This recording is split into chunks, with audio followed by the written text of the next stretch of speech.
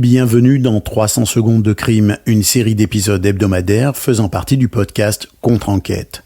L'épisode d'aujourd'hui est particulier puisqu'il s'inscrit dans le cadre du Podcaston, un mouvement de solidarité au sein de l'écosystème du podcast dont l'objectif est de soutenir les associations caritatives et encourager les dons. Pour ma part, j'ai choisi de vous inviter à soutenir la Fondation Douglas à Montréal, qui fait de la recherche et offre des soins dans le domaine de la santé mentale. Vous trouverez dans la description de cet épisode un lien vers la page des dons de la Fondation et je vous encourage évidemment à faire un don, même modeste, pour cette fondation. N'oubliez pas qu'au Québec, vous pouvez en tout temps appeler le 811 qui permet de joindre rapidement un professionnel en intervention psychosociale en cas de besoin. Et pour rester en lien avec le sujet de la maladie mentale, tout en restant dans le cadre des récits criminels de ce podcast, je vous propose de nous plonger dans l'affaire Cathy Bush, une histoire criminelle intimement liée à ces enjeux qui a éclaté dans les années 90 aux États-Unis.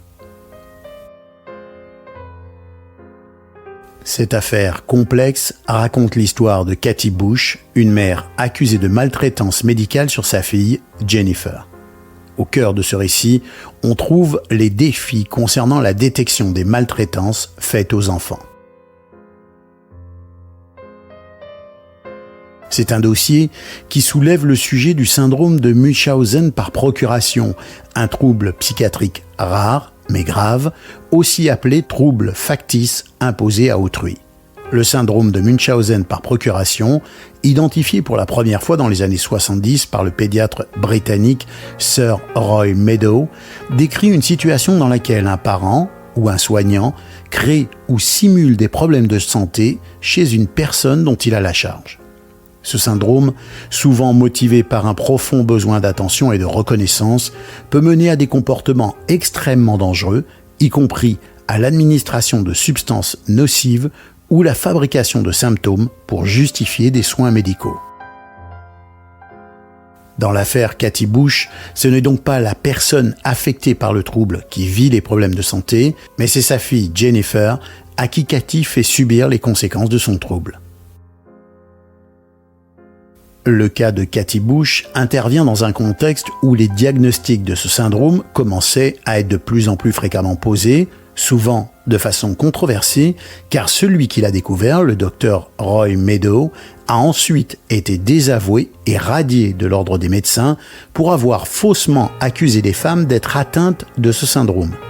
D'une façon générale, ce type de dossier soulève donc d'importants enjeux pour l'intervention des services sociaux, la compréhension exacte du problème et l'implication des professionnels de santé qui sont confrontés à un défi, celui de protéger les enfants tout en évitant de commettre des erreurs de diagnostic potentiellement dévastatrices. L'affaire Cathy Bush s'articule autour d'une série d'événements médicaux qui affectent la santé de Jennifer Bush, née au milieu des années 80. Dès son plus jeune âge, Jennifer fait face à une multitude de problèmes de santé, entrant et sortant régulièrement de l'hôpital pour des raisons variées. Ces dossiers médicaux révèlent une histoire de près de 40 interventions chirurgicales avant même l'âge de 8 ans, pour des symptômes allant de troubles gastro-intestinaux à des convulsions, ce qui est exceptionnellement élevé pour un enfant de son âge.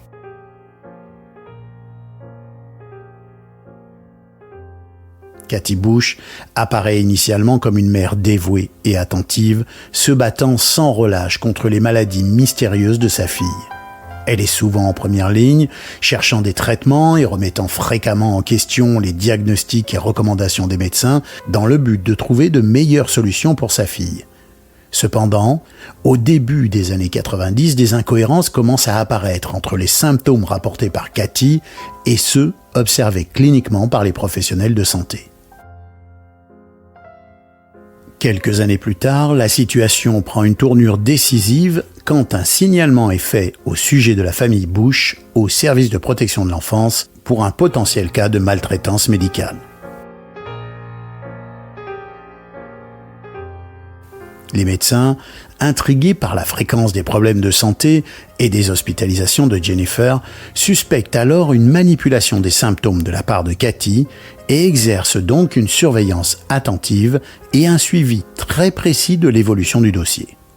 Cette période de surveillance révèle des disparités frappantes entre les symptômes de Jennifer en présence de sa mère et ceux observés indépendamment par le personnel médical.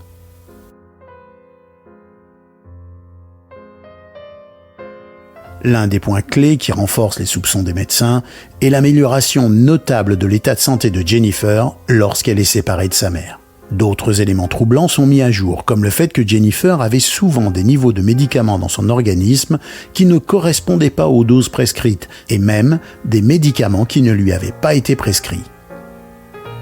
Les médecins iront jusqu'à soupçonner que des échantillons d'urine auraient pu être échangés avec ceux de quelqu'un d'autre. En 1995, les autorités, après une enquête approfondie, prennent la décision de retirer Jennifer à la garde de Cathy Bush. Cette action marque le début d'une série de nouvelles investigations judiciaires et médicales.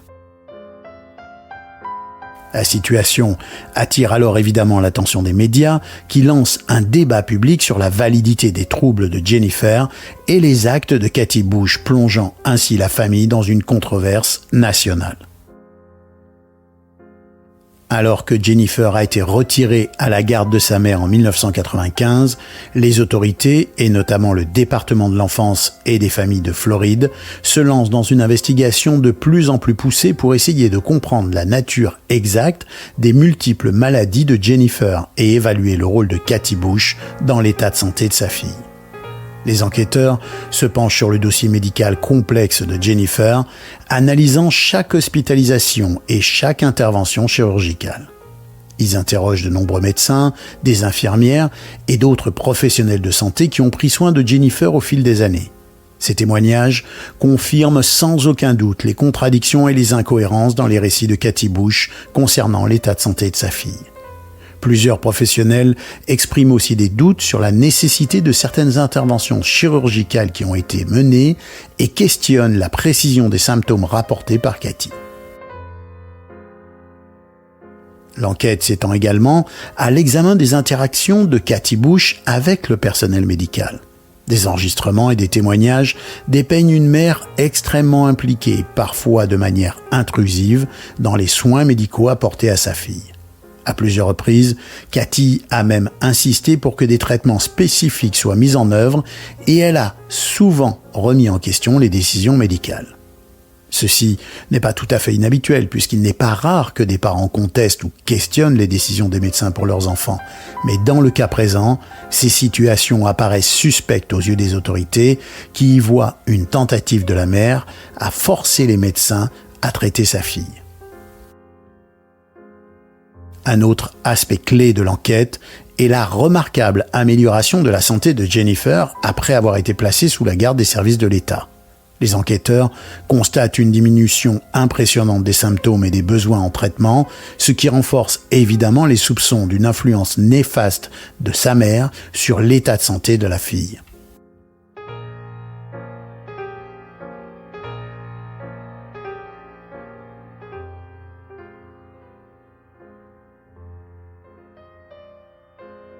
Ce cas soulève aussi des questions sur la façon dont le système de santé et les services sociaux interagissent avec les familles confrontées à des maladies chroniques, souvent avec des complications, et sur la fiabilité de certains diagnostics dans des cas aussi ambigus. Le procès de Cathy Bush a lieu en 1999 et c'est un moment clé dans le dossier. Cathy est accusée de fraude médicale et de maltraitance envers sa fille Jennifer. Au cours du procès, l'accusation s'appuie sur les témoignages de professionnels de la santé qui ont soigné Jennifer, mettant en avant les nombreuses hospitalisations et interventions chirurgicales subies par l'enfant, qui sont jugées excessives par certains experts.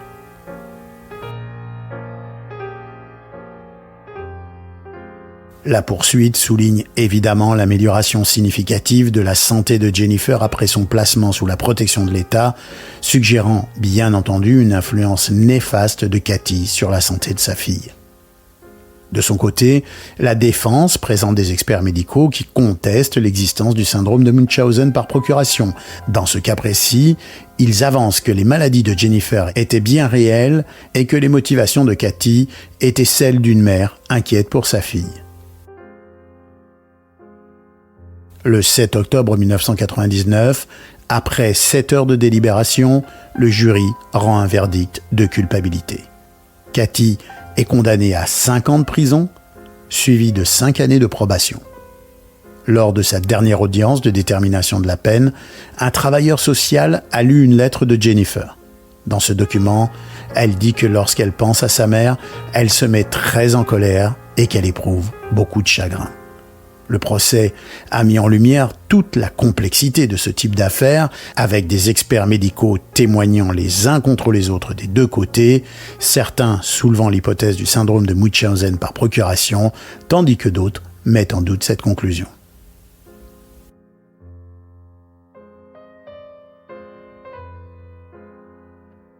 Cathy Bush, pour sa part, ne cesse de contester ces accusations. Elle passe 3 années en prison, une sanction qui n'a pas mis fin au débat sur sa culpabilité ou son innocence auprès du public. Ce récit est maintenant terminé, ou presque. L'ultime rebondissement de cette affaire est survenu en 2004. Malgré l'interdiction qui lui a été faite de voir sa fille, Cathy a commencé à écrire à Jennifer depuis sa prison. Jennifer, alors plongée dans le système de placement familial, une expérience qu'elle décrit comme traumatisante, a trouvé dans ses échanges avec sa mère une bouée de sauvetage émotionnel. À sa majorité, Jennifer a demandé la levée de l'interdiction de contact avec sa mère, ce qui lui a été accordé. Aujourd'hui, âgée de 27 ans, elle entretient une relation proche avec Cathy et affirme que sa mère ne l'a jamais maltraitée.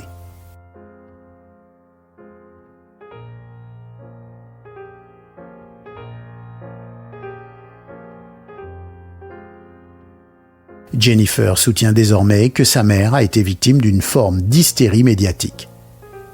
On ignore quel est son état de santé actuel, mais elle semble heureuse d'avoir renoué avec sa mère.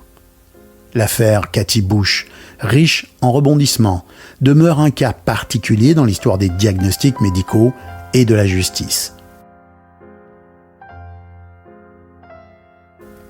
Pour conclure, on peut dire que cette affaire souligne l'importance de la recherche et d'une bonne connaissance des causes, des effets et des traitements des troubles de santé mentale. Voilà qui nous ramène donc à l'occasion de ce podcaston à un appel pour vos dons pour la Fondation Douglas à Montréal, dont le lien est dans la description de cet épisode. C'était 300 secondes de crime. Je vous dis à bientôt et surtout n'oubliez pas de vous abonner au podcast Contre-Enquête sur Apple Podcasts, sur Spotify pour ne rien manquer des prochains épisodes de cette série et des autres séries de ce podcast.